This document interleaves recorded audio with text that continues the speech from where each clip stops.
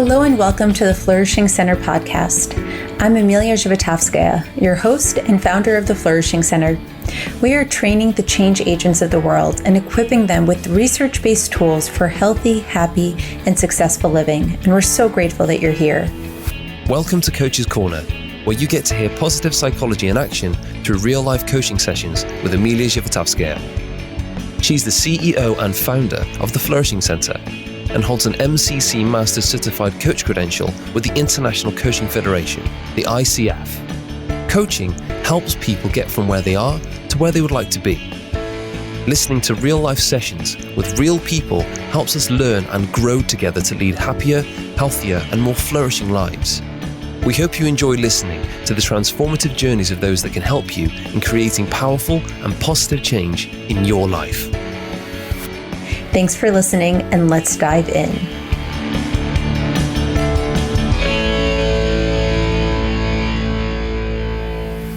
Hello, everybody. Thanks so much for tuning in. This week, I am bringing to you a new type of episode that we are adding to the Flourishing Center podcast. In addition to our practitioner profiles and our Flourishing Fridays, we have introduced a coaching segment. This is where I bring in a live coaching client and we discuss something in their life that they would like to move forward on. And if you're new to life coaching, one of the things that you can think of when you're listening to this session is that we define coaching as helping people bridge a gap between where they are in their life and where they want to be. And the beautiful thing about coaching is that the client is in charge of the session. It's not like you're going to see a counselor or a therapist or an advisor or a consultant that's just going to figure out what it is that you want and then just tell you what to do. The beautiful thing about coaching is about holding a space for a person and having a deep, deep, deep trust that this person has within them all that they need and all that they need. That statement that a person has within them all that they need and all that they need is one of my favorite Sanskrit words called Purna. And Purna is loosely described as this concept of fullness. And when we believe in the fullness of the person and the fullness of the experience, we have a sense of trust that we can hold in the coaching session, that I, as the coach, don't need to tell this person what they should do. I instead am looking to help them tap that potential that is within them. And so here you're going to see a coaching session between myself and someone named Samaya, someone who I've worked with before in the past, who has agreed to do a coaching session now and be recorded for this coaching session so that everyone listening can learn more about what it takes for a person to drive a behavioral change. And one of the beautiful things about listening to coaching sessions is, firstly, it's just an honor. It's an honor to witness this type of transformation. It's an honor to learn how to listen better, how to ask better questions when you're observing a coach in action. And I like to think of it as that whenever you have a person being coached, we're always working through the same human elements that we all face. And so many people find that as you listen to a coaching session, you yourself may find yourself being coached. So if you notice that, that's absolutely normal, because you'll hear that there's so many life themes that come up in this session of what Samaya is dealing with that I think might help you tap some wisdom for your own life.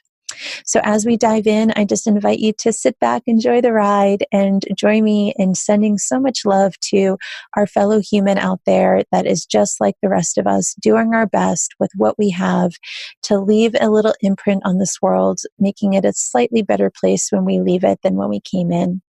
Also, you'll hear that in the beginning, most of the session is coaching. At the end, when I asked Samaya if there was anything else that came up for her, she asked some questions that were directly related to coaching because she decided she actually wanted to find someone to work with herself. And you'll hear me getting a little bit more into an advisor role or a little bit of a consultant role, just sort of offering her my perspective at the end. And so just know that's a little bit, off the typical of what coaching is. But all right, that's it. I think I gave you my little intro, and let's get started, and let's introduce you to Samaya. Hello, Samaya. Thank you so much for joining us and deciding to do some coaching around this important topic for yourself. Hello, I'm Emiliya. I'm so happy to do coaching. and I really need this topic to open for me and figure out what should I do. So tell us, what's coming up for you? Now, recently, I started my own business. And as a new person, I have a lot of problem how to make a balance between work and the stuff I do daily. And the border completely merged to each other. And I need to figure out how can I make a schedule for myself, or how can I put the boundaries between work and life, because it helped me to have energy for both of them. And now I feel confused and sometimes burnout. Got it. So I hear you saying that and it's interesting, you use the word borders and boundaries between your personal life and your work life, and that things have really sped up for you, but you're finding it that it's harder to keep those appropriate boundaries, and that it sounds like you're facing a great deal of stress, and that it is a little overwhelming to get everything done, and you're feeling a little burnt out.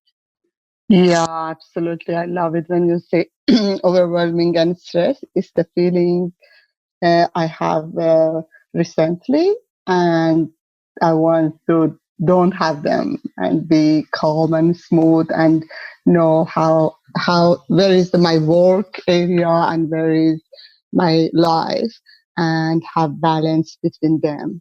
Mm-hmm. Yeah. Yeah. And I know that you had mentioned that this is newer for you because in the past you'd had a more traditional job where you had work that ended at a certain time and you went home to your home life. And so it sounds like this is kind of a different way of being for you, where there aren't necessarily those clear cut boundaries before you became an entrepreneur. Exactly. I know it start 9 and it's finish 5, and I can set other things. But now, because it's new for me, the new job and career, then I should figure out how to handle that. And lots of the time I pass the borders and I find it I work 12 hours. I didn't spend time for family. And if then I get burned out, then I forget business and go completely to like a daily life. I want to make it be my CEO of life, and set some things that hold me on track, and I do my job and my life, and build my new business. Mm-hmm. Yeah. So I hear you saying that the way that it's currently showing up is that it almost goes to like either extreme. So, 12 hours into your work and super focused there, and then recognizing that you haven't given any time to your family, or on the other side, just kind of doing everything for your family and recognizing you haven't done anything for the business. And earlier when we spoke, you used the word, work life balance, which I think so many of us are often trying to achieve. And it sounds like right now things feel a little out of balance for you. Yeah, so true. So, Maya, how can I best support you around this topic in the time that we have together? I think helping me to clear my mind and set a schedule and find it, because as a person, perhaps perhaps it's good to find it. What should I do? And I figure out how I can make balance in my life. Perhaps better to clear what is balance first for me. I didn't know. And how can I live um, successful, but calm and peaceful too, and have time with family. Figure out how can I create that. Mm-hmm. So I hear you saying that clearing your mind is a part of this for you, but then also creating a vision of what would it look like to have this success that you're trying to achieve of both family life and work life. And then seeing if we can also figure out a way to help you schedule that into your life as well. Yes. So of the things that you mentioned, where would you like to begin? Uh, Perhaps clear my mind. Mm. Mm-hmm. Mm. I feel it because I feel, oh my God, there are a lot of things. Where should I start? I am confused. I know I have piled up everything, but I'm not clear. What should I do? How I should organize them? How should I put boundaries? Where is the place of everything in my life? Mm-hmm. And what would it look like if you had a clear mind? Oh, what a relief. Then I think I'd be out of stress, more calm, and I can do all my duties with more effectivity. I can be successful woman and a good wife and mom too. And then I have my peace. Then I can do my workout, and my energy levels goes up because a lot of my energy uh, think about how I can handle them, how I can do all of the things.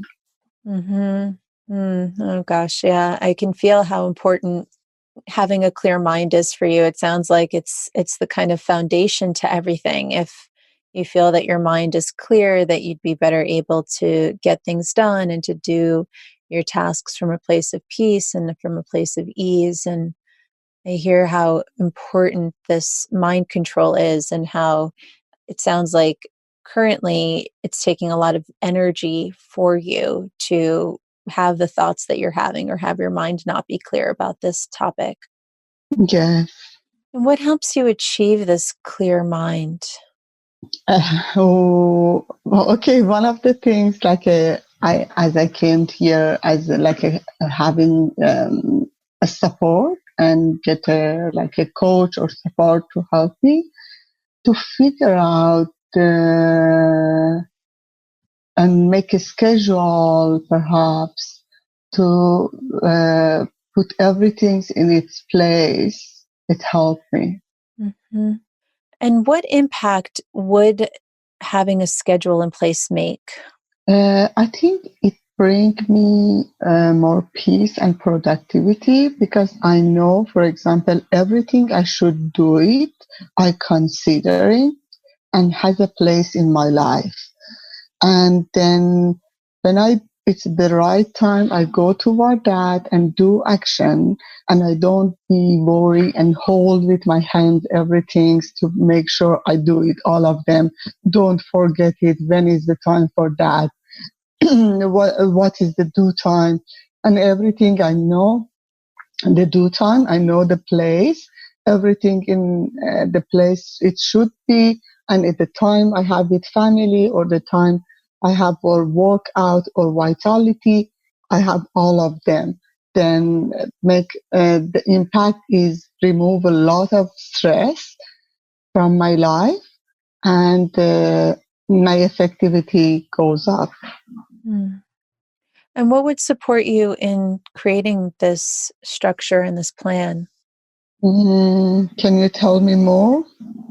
Yeah, so I hear you saying that you know that planning things out and creating the structure is really helpful for you, and that it really will support you in feeling more effective and more efficient. And so I'm curious what's going to support you in creating this plan that you want for yourself. Mm-hmm. Mm-hmm. Mm-hmm. I think having a daily plan, weekly plan, and sometimes having no uh,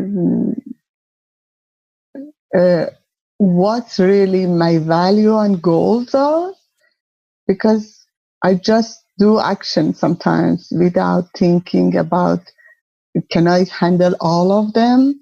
Just I am excited to accept all the opportunity, all the things I can do it. And because, for example, like a person don't think about the budget, just do it. And I don't think I have a budget. I have 24 hours to this much energy and other errands or stuff to do. When I have the schedule, when I consider everything, then it's like you have budget for your money. Mm-hmm. I love that metaphor, that the way that you might set a budget for your money, you want to be budgeting your time. And then if you were to take the time to make your daily, your weekly, your monthly planning, that it would help you think through your decisions and the opportunities that you're taking on. Because what I hear you saying right now is that you're taking everything, you're saying yes, which is a wonderful way of being, but it sounds like it's like I get this feeling of like, it's just so much on your throat and your chest, where if you're saying yes and your yes and your yes and you haven't given the chance to sort of think about how you're budgeting your time, that it would feel overwhelming. Yes, completely. And what would be the first step for you in taking action on this? I think first step is clear my mind and figure out what's all the things I should do it and I have in my hand, what I am doing, what project or everything I do it, and perhaps put a time or a schedule for my work like before. This time I should put this time from 9 to 5 or everything. Uh, but sometimes because of kind of work I have it, I find it difficult to make time because some people want to do it after work. And another thing is I have a mindset, perhaps I start my business, then I should put more time and effort on that to go faster. All the things is prevent me to set an exact time. Yeah, I hear how that would be challenging. It's kind of the interesting thing about when you're starting something new and you don't really have a precedence for it, right? It's like you can say, all right, I'm going to schedule a certain number of hours, and if my customers aren't able to do during the day, maybe sometimes I'd have to do some work later, and that's okay. But when you have this other mindset or story that you're telling yourself, which is, this is a new business and I have to get this off the ground, maybe I should be working harder. It sounds like another thing that makes this difficult is that you're figuring this out as you go along, and there's no one coming around and saying, okay, you've done everything you need to do today, and now you can go and your work here is done, because there's always work to be done, right? Yeah. So what do you think that you need, given all of that? Mm, perhaps uh, I need I need a schedule to put everything that I can inside that and consider family time, me time, and work time. And another thing, perhaps kind of mindset that uh, I should slow and be patient with my progress and figure out smart work is better than hard work. Mm-hmm. Mm, I think so. mm. Wow, that's beautiful. And I'm curious, what shifts for you when you start to think of it this way, that being patient with yourself as you start this process, and working smart, not hard? Actually, when talk about it, I feel really better because I find it okay. You have time. You should go with your peace and then make a relief, make like a heavy backpack on my shoulders. I can put it on the side and then do it when I have time and plan it longer. Then bring me more energy. Actually, when I even talk about it. Yeah, I love that. I can hear how your voice shifts when you talk about it in that way, and this idea that you could put the backpack down and almost like pick it back up when you're ready, as opposed to needing to wear it the whole time. exactly.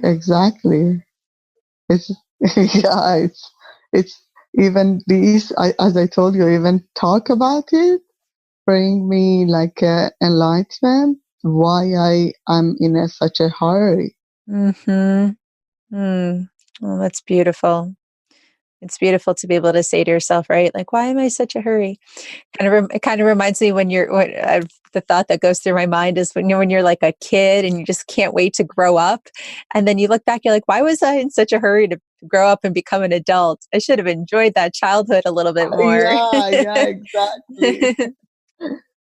You're like, why am I in such a hurry to build this thing out? I'm enjoying the process, right? I know in our past conversations that you've been enjoying growing and scaling and learning as you go. And sometimes just the fullness of it all can take away from our enjoyment of the process.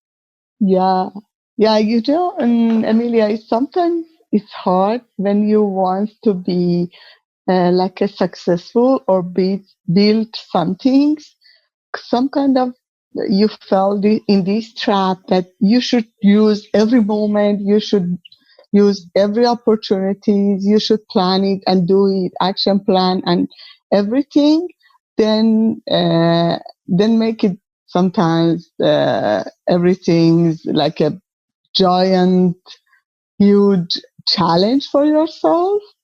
It's a kind of art if you can hold your peace and make a balance between them. Even the point we arrive with together, but why hurry? And it's really give me now that feeling. Yeah, if I do it with peace and I shift that mindset that I should work hard to that should work smart, is really helped me. That's beautiful. So when we started off the session, you said that you wanted a plan for how you're going to structure your life so that you can have greater boundaries and greater balance between your work and your personal life. And you also wanted to think through some of your goals for your work. And I'm curious, where are you at about all of that now? Means where am I now? Now, I just, when I wake up, just think about it. I should do work. And I think everything's until 8 p.m. around the work. When I come home, I just eat something and stay short with the family around. Again, my mind go towards the work, seminars, everything, that sometimes I feel it, oh my God, I miss life. Now I don't have any schedule or plan to separate work from my daily life. I want to have that. Do I answer your question right? Mm-hmm. Yeah. Well, I mean, there's no right or wrong, right? It's just where you're at Yeah. now. Yeah. Yeah. There's no right or wrong. Mm. And so, what will your next steps be as a result of our conversation? First, I want to uh, stop being in hurry and tell myself, okay, what is if I have enough time, and if I shouldn't to run toward my goals, and if I want to act smart, what is my plan? What is my daily plan? Then I start to put everything that I want, like about family and my vitality there, and schedule the rest for my work and go with peace toward that. I love that. And you know how happy it makes me hearing that you're putting vitality into the schedule. So that's wonderful. Yeah, yeah, I need it. Mm. And what would you like to be held accountable for in the plan that you just said? I really love to make schedule, and somebody like for example, give me ask me to give me your daily, monthly, or weekly schedule to hold you accountable, to have balance between work and your life. Then I stay on that because I think when you hold accountable, you think you should do it. Mm-hmm. And so, who might you use in your life that can help you stay accountable to receiving your schedule that you want to build for yourself? I think I should have a coach, and that can help me because sometimes about friend or family, they they don't have it time or they can't do it, but I can't have ask this from my coach. Mm-hmm. Beautiful. So I hear you saying that while you could ask your friends and family, it doesn't feel like the right energy, that you're really wanting the support of a more traditional coach to work with in a long-term basis. Exactly, because then we can set plans and set goals and move toward that and bring that balance to my life. But if I ask for family or friends, perhaps 1 week, 2 weeks, they do it. But because it doesn't make sense for them or they have a lot of stuff to do it, it doesn't work for me or them too. Then, but if I have find a coach and she or he keep me accountable on that, I know, okay, I should answer at the end of the week. And where is my vitality place? Where is my family place? Then every time is like a reminder and a trigger that I stay on my plan. Beautiful. And so, what will you do to get the support of a coach? Uh, what I should do is like find it a person to like have a good connection with that, like a coach, and then tell my story, tell my goal, and ask her or him to coach me, and until it get a habit for me to have a balance between life, and because it's a new situation for me, I need a help and a push, and after that get happy, everything is easy, but now I need help and support. So, when we first started the session, you wanted to get more clarity. You wanted to feel that your mind can be cleared. You wanted to get an action plan, and to think about putting a schedule together for yourself. How does all of this feel for you now?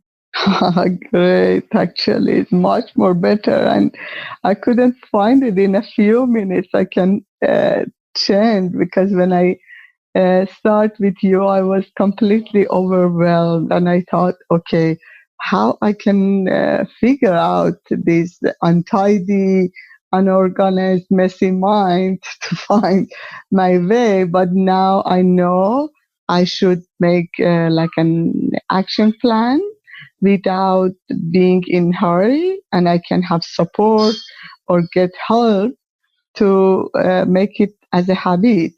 Thank you. I'm so happy to hear that. Yeah, you're welcome. Does this session feel complete for you? Yeah, it's really good. It is like feel complete for me. And just asking, when a person want to choose a coach for herself, what do you recommend? How a person can help and get help or find the proper coach for themselves? That's a beautiful question. And thanks so much for asking. And I will say for those listeners who are listening in, that was not a plant and asking, and Samaya asking that. We just happen to be coaching right now. And so I think that using the resources of the positive psychology practitioners that we've trained at the Flourishing Center that have gone through both our certification in positive psychology and have gone through our applied positive psychology coaching program, which I know you're familiar with, I would recommend reaching out to that network. you can go on the Flourishing Center website and look under directory for people who've been through both our programs, or reach out to the community and just say, I'm looking for someone to coach me, and here are the goals that I'm looking to achieve. And I would start off having a conversation with just some whoever you feel that you might resonate with. And most coaches will do an introductory, either consultation call with you or an intro session. And it's always a matter of feeling through the energy of the person, of what feels like it might be a good fit for you. And also that it makes sense for you financially in terms of what the coach is charging and what what you're needing and what they're offering. So it's a little bit like dating. You have to put yourself out there. You have to be clear on what you want. And I think as we've been talking, you've been very connected to the kind of support that you know that you're wanting. And so I think it's just a matter of fielding out some people that might be supportive of you. That's great. I love the energy you told, because I had this gut feeling that energy is important, but perhaps I think it's not like a scientific or something, that I love to tell it. And you think usually how many like a month for me when I want to make a new life balance or schedule, how many months or session I need to make this habit?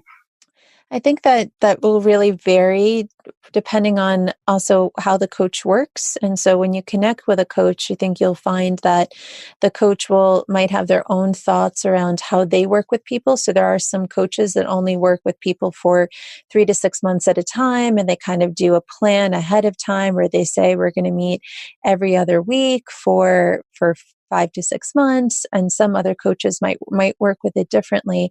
But as you said, you're in the startup phase of this new business, and it's wonderful that you're getting so many opportunities coming your way, and there's a lot moving. And so I think it's always going to be something that you'll want to feel your way through. And so, and when I work with people, I always have this little motto and phrase that if there's a goal that you want to shift, it usually takes somewhere between 3 to 6 months to meet a goal.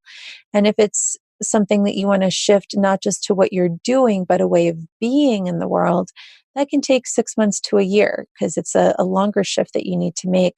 But I think that what you're wanting, you're really clear that you want accountability, you want support, you want to be able to have somebody reflecting back to you some of the things that you're doing and help you navigate this new time, that you'll feel your way as to what fits best for you. And usually as you get started, you'll feel your way through that.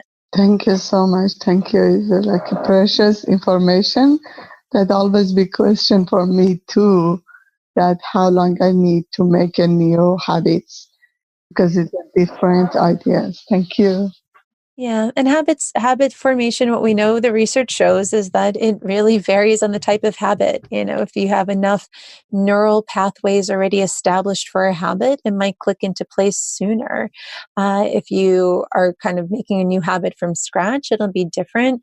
But I hear you saying that you want to make this habit.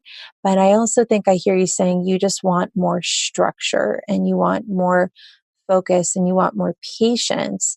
And so while it might be the same as a habit for you, something that you just kind of do without thinking, I think that you actually might want to give yourself the space to not form a habit just yet, and instead take your life right now, one step at a time, being really patient with yourself, figuring all of this out, because you don't want to nail a habit in place that may not necessarily work for you. And that better right now to be patient and centered and mindful of the opportunities that you're getting. What am I saying yes to? What do I want to say no to?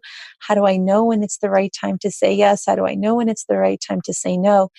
And then the habit piece of all of this, it sounds like that might come for you later. Does that make sense? Oh my God, it's amazing. Yeah, it completely makes sense, because really is the aha moment for me. You completely right. If I want again put it in the habit, is a pressure to make it frame. Now I should figure out it, clearing my mind, schedule what I want, what I don't want, and make my life establish it, then make it a habit. Thank you. Yeah, love it. Mm-hmm. Good, good. I'm so glad. Well, thank you so much, Samaya, for taking the time to allow me to coach you, allowing for our listeners to listen in on a coaching session. And I wish you so much luck in this new endeavor. And I celebrate all that you are doing and all of your effort and all of your life that you're integrating of your family and your work. And I wish you so much success. Thank you so much. Thank you, Emiliya, for coaching me. And it helped me a lot. Thank you. This episode of Coach's Corner is brought to you by the Applied Positive Psychology Coaching Certification Program. Are you interested in learning and deepening your coaching skills? You can be trained by a master coach to do master level coaching that's grounded in the tenets of positive psychology and research. Learn more at theflourishingcenter.com/APPC. Thanks for listening. I hope you've enjoyed this podcast. I want to encourage you to tell us, what would you love to hear more about? Is there an area of positive psychology you would love to get some more information on in terms of the research? Give us a shout out at info@theflourishingcenter.com. Thank you so much for listening, and I wish you a wonderful flourishing day.